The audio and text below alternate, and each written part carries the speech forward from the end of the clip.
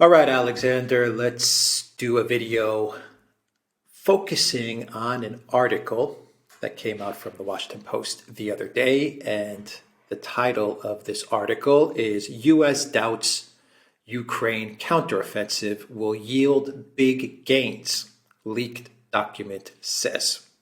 So obviously, this Washington Post article draws on the leaked documents that we discussed in a video that we published the other day. What are your thoughts on this article? Because I found this to be quite an incredible article from the Washington Post, confirming much of our analysis. And you'll explain why it confirms much of our analysis. But I mean, it was an incredible article from the Washington Post. It is an incredible article, and can I say it does confirm our analysis. We have an exhausted Ukrainian army, that's absolutely clear. The men are tired, the officers are tired. Many of the best soldiers, as we know, have been killed. Many of the best officers have been killed or wounded. It's short of ammunition, it's short of equipment, it doesn't have air support, it's up against a Russian army that's largely fresh.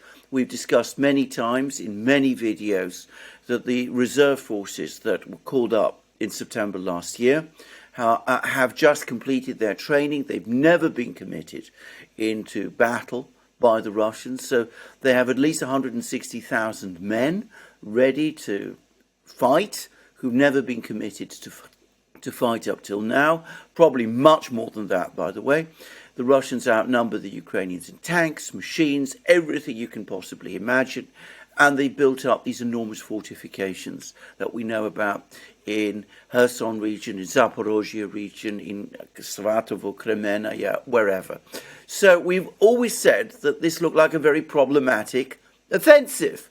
Now we learn from the Washington Post that US intelligence is briefing the Pentagon, and this looks like this was a briefing sent to the Joint Chiefs of Staff. It's been briefing the Pentagon about the same thing.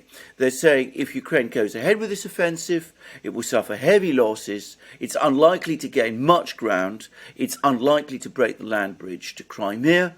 It all looks incredibly problematic, and apparently the Pentagon was so concerned that somebody in the Joint Chiefs of Staff decided that they would have some kind of a meeting with the Ukrainians in mid-March to actually look over and see whether Ukraine's plans match its capabilities. I mean, this is what we're now getting from all of these various sources. And, you know, the Washington Post has summarized them. So, a very problematic offensive indeed. All of this published just before this offensive takes place, and diametrically contrary to what Secretary of State Blinken is saying, you know, that Ukraine has all the means to carry out an offensive with every prospect of success. The comments that we've been getting from General Austin, which have been of the same kind, you know, all is well, Ukraine has all the prospects of succeeding. Clearly there are some people in the Pentagon, in the intelligence community, who think otherwise. But bear in mind that this is an assessment apparently produced by the CIA, by the National Intelligence Council. This appears to have the entire US intelligence community behind it. Now, if you go back a couple of months, at the time when that Rand Corporation study was published, you remember that? We did several programs about this, and we were saying at the time that it looked like there was an argument going on, a power struggle going on in Washington between the neocons entrenched in the National Security Council and in the White House, led by people like Blinken, led by people like Nuland, Sullivan, and indeed Austin, and it must be said, including the president himself, and more level-headed people in the Pentagon, briefing the Joint Chiefs of Staff, briefing Milley, and it seems many of these papers, as I said, were prepared for Milley himself, and there are rumours that it was Milley who commissioned that Rand Corporation study. So we see that the other side now, the neocons have managed to push Ukraine into this offensive.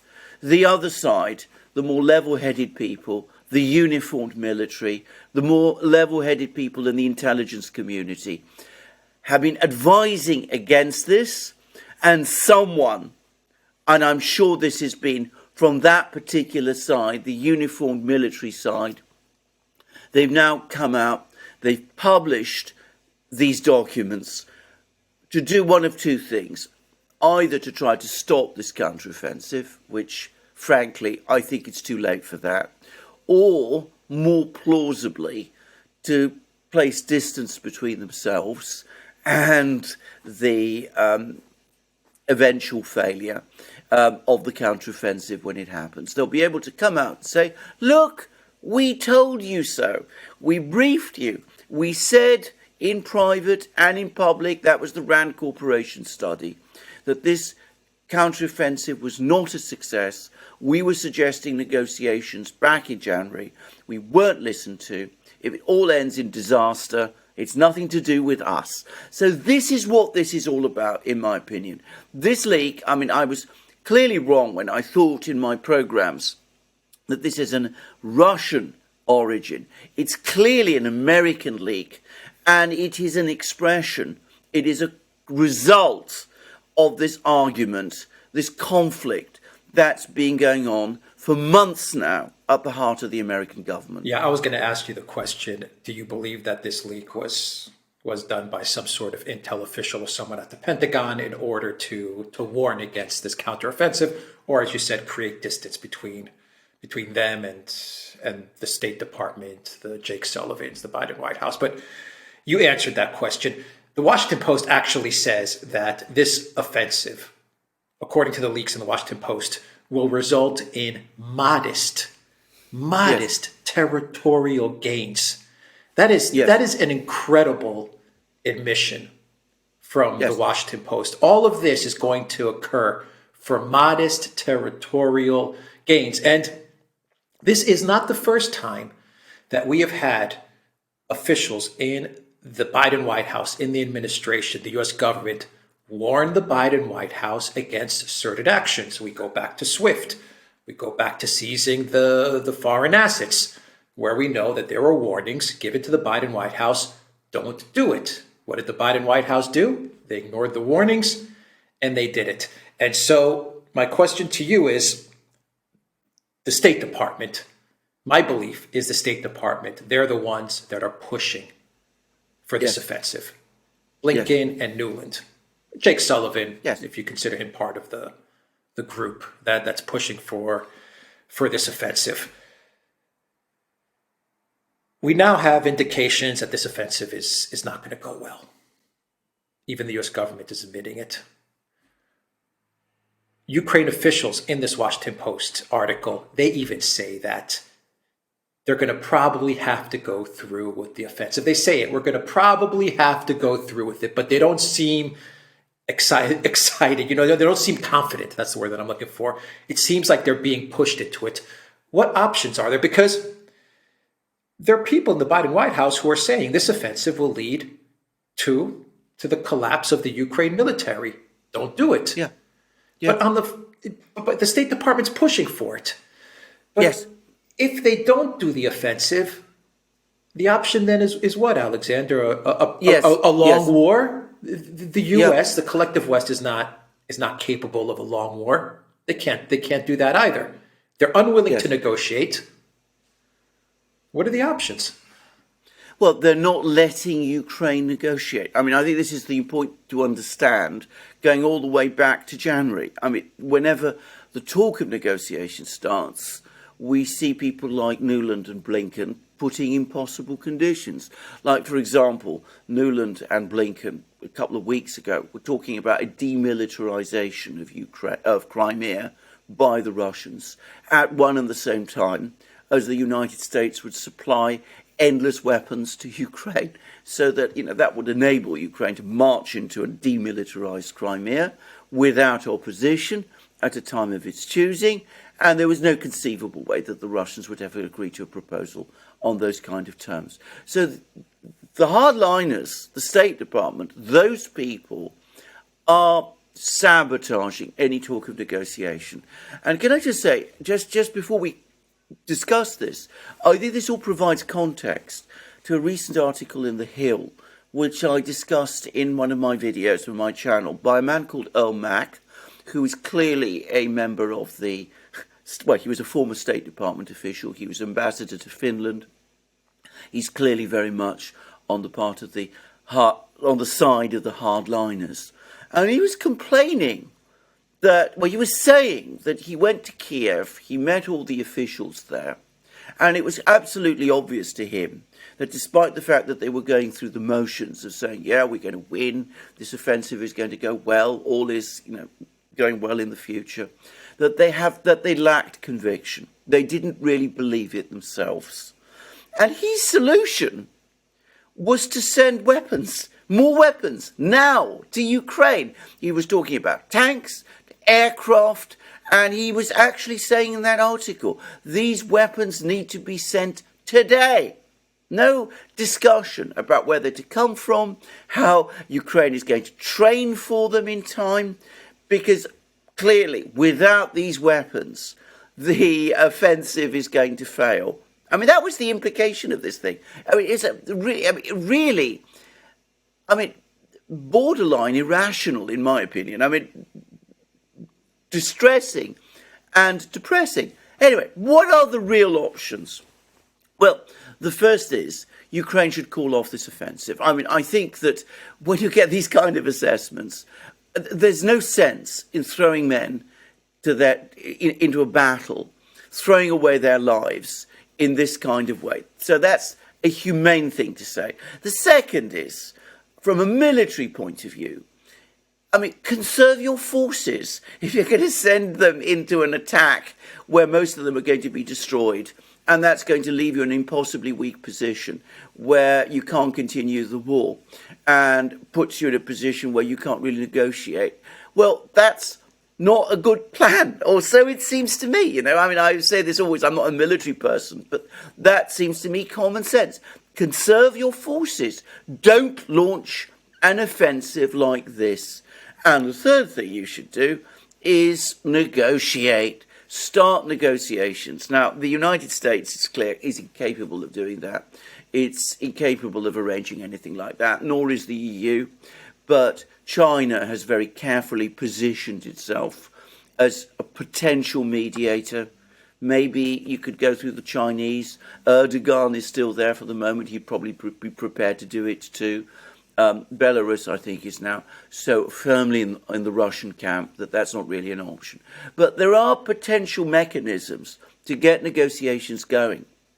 And the right thing to do, the obvious thing to do, is for Ukraine to say to the hardliners in the US, to Sullivan, Blinken, all of those, look, this can't work, this won't work.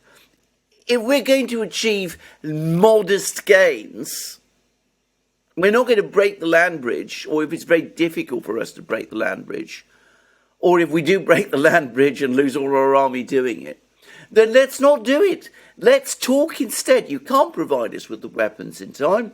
You can't provide us with the training on the weapons in time. Let's just sit down and talk. And, we understand you don't want us to do it, but we will, we need to do it. The problem is Ukraine itself is not united about this. Just a few days ago, Alexei Danilov, who is the head of Ukraine's National Security and Defense Council, and an extreme hardliner, he actually came out and made a statement. He said, if Zelensky starts negotiations with the Russians, he is committing political suicide. And I said, when I saw that looked as much a warning to Zelensky from the hardliners in Kiev as a statement of, political fact, if you like. So Zelensky himself is, if he has any inclination to start negotiations, which I'm not even sure about that, but Zelensky himself is boxed in by the hardliners in Kiev, and it seems that the more level-headed people in Washington are boxed in by the hardliners in Washington. This is a runaway train that's heading for the cliff, and there's no one who can stop it. Yeah, even the Washington Post article, the very, very last paragraph, Alexander says, but opening talks with Russian President Vladimir Putin could be risky for Ukraine's leader, President Volodymyr Zelensky. As I said, well, you saw that. As I said, Danilov, he's actually threatened him. I mean, when he talks about political suicide, what is that if not a threat of a coup? I mean, that is what it is. And, you know, he is the head of the National Security and Defense Council. He is the kind of man who probably has the levers in Kiev to call out troops, security officials, SBU types, all those sort of people, organise another Maidan, who knows what. But that is clearly what it's all about. He's threatening Zelensky if you don't even think about negotiations. If you start negotiations, you're finished. And, you know, political suicide, well, it might even go further than that. So, in a way, what has happened is that Ukraine's been led into a trap. It can't go back. It can only go forward. It can only go forward into the Russian defences and the Russian artillery and suffer the terrible consequences of whatever's going to come. I mean, it's an extraordinary tragedy. Well, I say that. I suppose there's always a off chance. There's a chance. I mean, you know, I'm not a military man. There may be a chance that something unexpected could happen and that they'll achieve a breakthrough in some place or other. But clearly, these people who prepared all these reports don't believe that is going to happen. Mac, when he met Ukrainian officials, he found that they didn't believe it either. And we see there's no reason why we should believe it. Yeah. Once again, going back to the Washington Post article, it says the United States is hopeful that incremental gains could at least threaten the free flow of Russian equipment and personnel in the corridor, in the land bridge. Hopeful. It's a hope strategy. It's a hope strategy, but... Yeah, they're depending on... Nuland, the State Department is saying, we have no options. We're pushing you to do this. Yeah. And the Ukraine administration, the Zelensky administration is saying, we have no other options. So let's roll the dice and hope. Let's hope. And hope. That's exactly it. I mean, hope, bear in mind, with the lives of men. But you see, the point is this, and we go back now to that Rand Corporation report. Let's say they achieve those incremental gains, and you know they do interfere with or even cut the land bridge. That's if they burnt up most of their army doing it, why should the Russians negotiate? They can recover all this territory. They've got most of their reserves ready and still in place. They're now, you know, the aircraft is becoming increasingly active. They're now bombing places all over the place. They're in a much stronger position. So, you know, they can weather the storm of this offensive, whatever incremental gains it makes, and then come back. It's a hope strategy that isn't really based on any kind of realistic hope.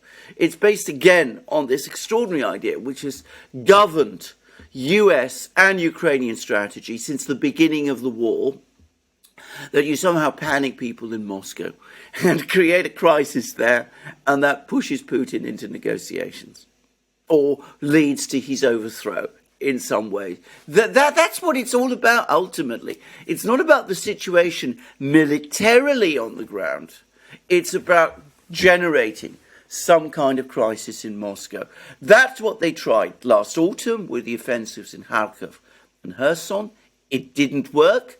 That's what they tried before with the shock and awe sanctions that we've talked about so often. That didn't work.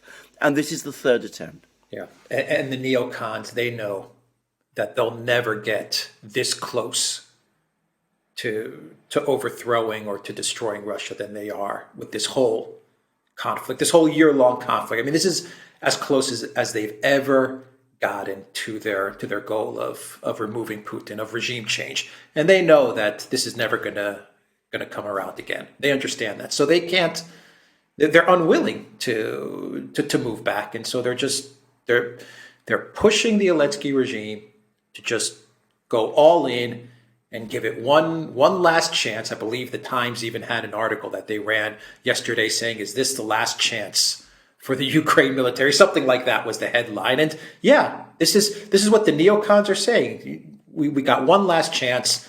Let's throw all these men, 100, 150, 200,000, and let's hope that something happens, because they can't pull back. They're not allowing the Zelensky regime to call off the offensive, because if they call off the offensive, well, then the Zelensky regime could be overthrown. Europe is going to pull all their support, the EU. The money's going to dry up. The weapons are going to dry up. They can't fight a long war.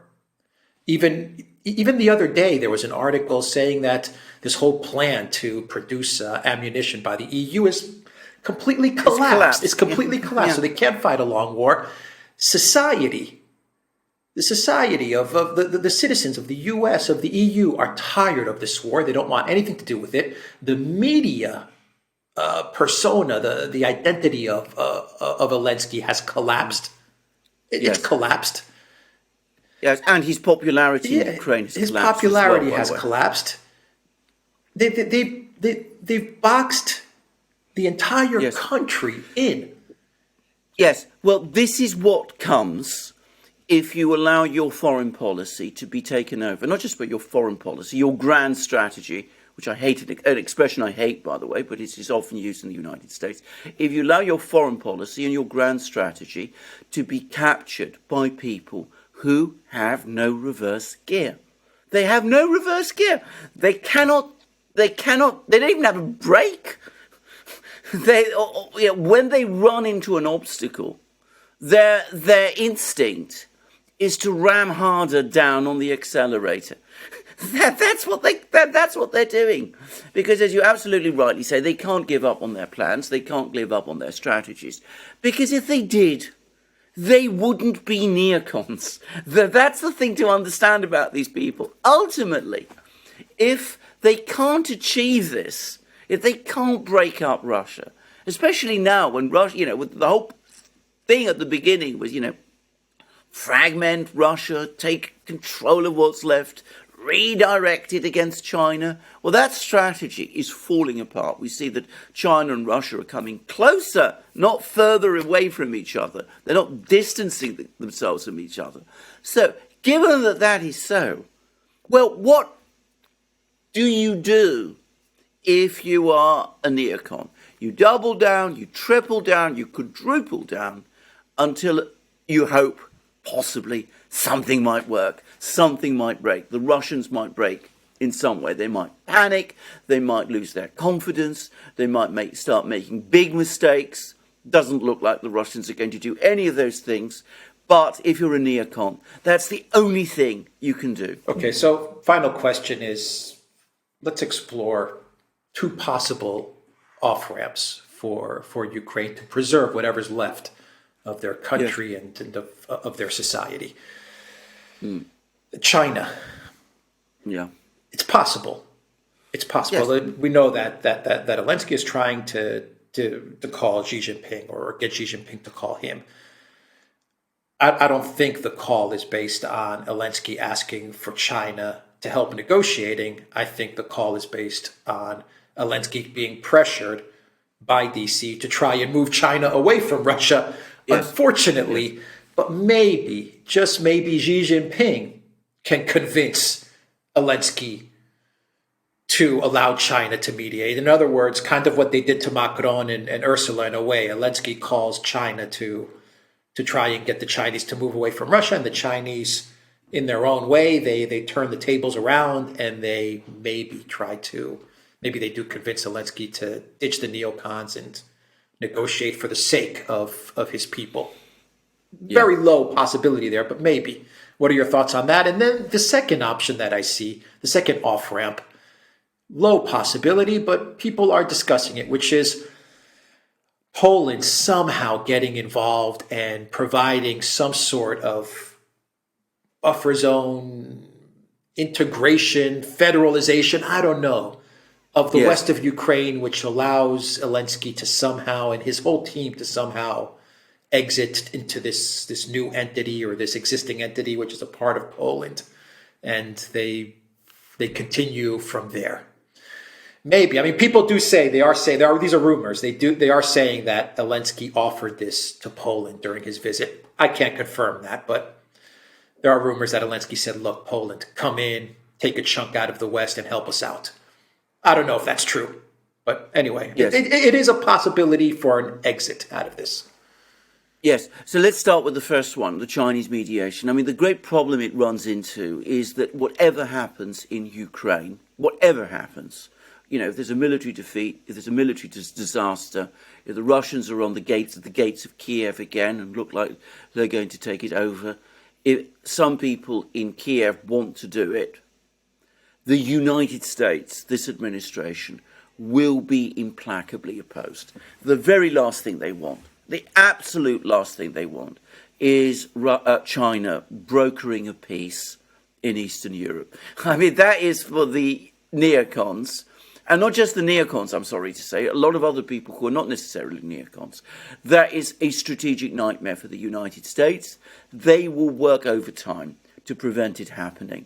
And as we've discussed, it doesn't matter how bad the situation in Ukraine is. Unfortunately, they do have assets, they do have people in Kiev who will support them in this. So I think that the Chinese mediation idea is, in many respects, an attractive one. I think the Chinese are open to this if, as I said, Kiev comes to its senses. But I don't think it's going to happen because the US is going to prevent it. And I think it has the means to prevent it. I think the United States, the neocons, rather than see something like that happen, would rather have Ukraine completely destroyed than have peace to Ukraine brought by China. I'm afraid it is as simple and as terrible as that. Now, I'm going to say something about this Polish idea. I think that to the extent that the neocons have a plan B, what you are describing is their plan B. And I'm pretty sure there's been discussions about it between some neocons. Remember, a lot of neocons have very strong connections with Poland. And Applebaum and Radek Sikorski, a particular, power couple, if you like.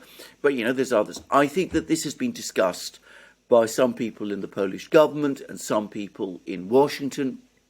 That foreign policy article, which we were talking about the other day, is a clear indication of this. So I think that this is a plan. If it all fails, if the Russians break through to the Dnieper, if they arrive, as I said, opposite Dniepro, if they arrive opposite Kiev, you try and get basically a greater Poland, taking in all of Ukraine all the way up to the Dnieper.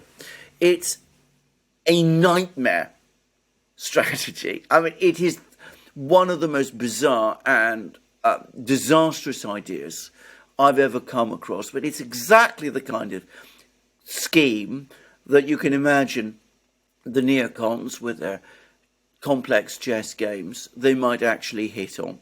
And I'm afraid, I suspect there are some people in Poland, and there are even some people in Ukraine who might even go that far and go down that particular route. It would be an absolute disaster. It would bring the Poles right up against the Russians. It would make Poland unmanageably large. It would convert Poland from a very homogeneous society into a society that is no longer homogeneous at all, and where there's been, incorporating territories it hasn't occupied since the 17th century, with people who might not, agree with or be happy to be with Poland at all. And I cannot imagine that it would be acceptable in the long term to Russia. So it would simply create further conflict. It would drag Poland into a conflict, into the Ukraine conflict. It would prolong the war in a disastrous way.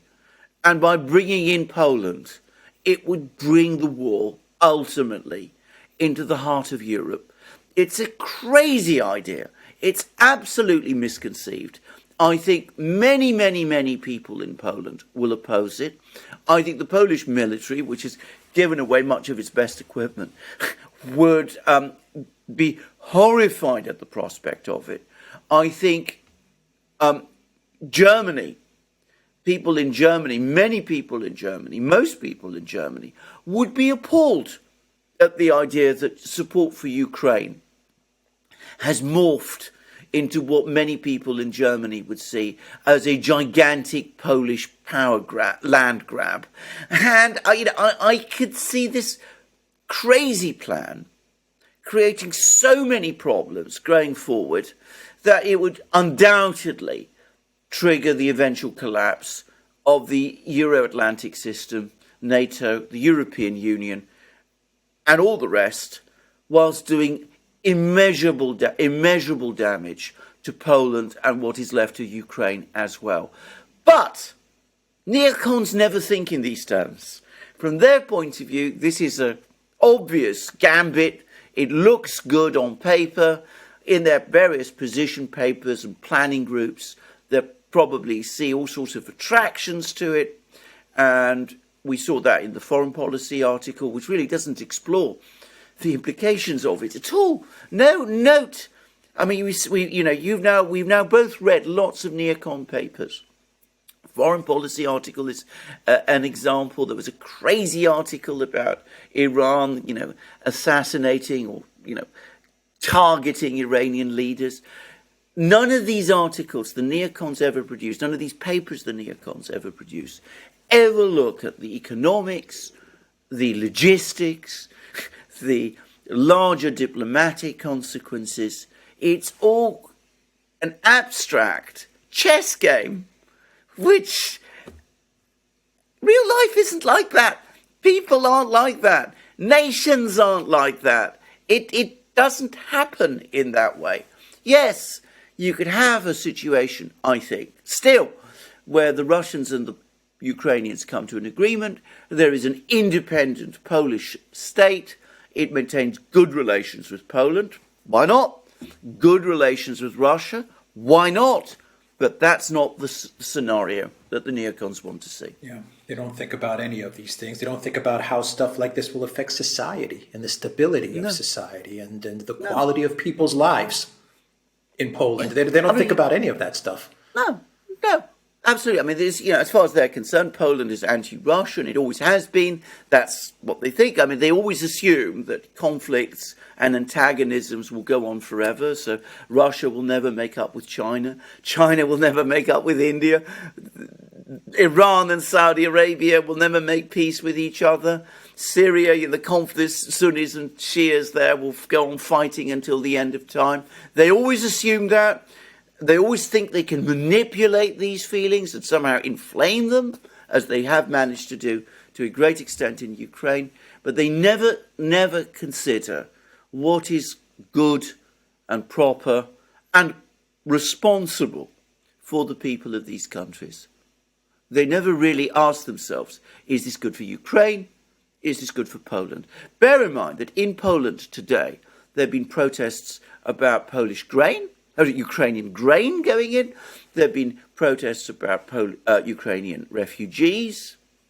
So you can already see some indicators of the kind of problems that will multiply a millionfold if you try and bring these two very different countries together. Yeah, boy. If only we could get negotiations, but like you said, they've rolled out negotiations as well. That's the only way forward. Yes, absolutely, and I agree. And there is still but it's rolled out.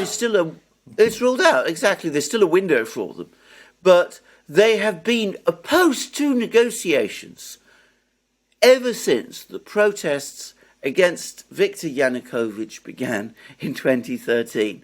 I mean, they wouldn't accept even a minor changes to the EU association agreement, which was the original issue all those years back. They not so much as a punctuation mark in that agreement could be changed.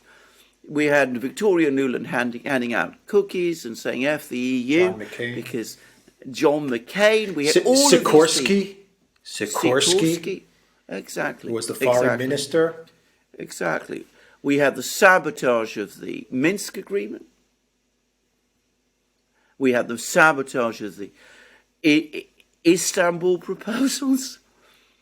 And as I said, negotiations is something that they will not countenance. They will not give peace a chance. And it's all about destroying Russia. It's all about destroying Russia. And of course, if Ukraine is destroyed in the process, well, there we are. We'll end the video there, theduran.locals.com. We are on Rumble, Rockfin, Odyssey, BitChute, and Telegram. And go to the Duran shop, 10% off. Use the code. Good day. Take care.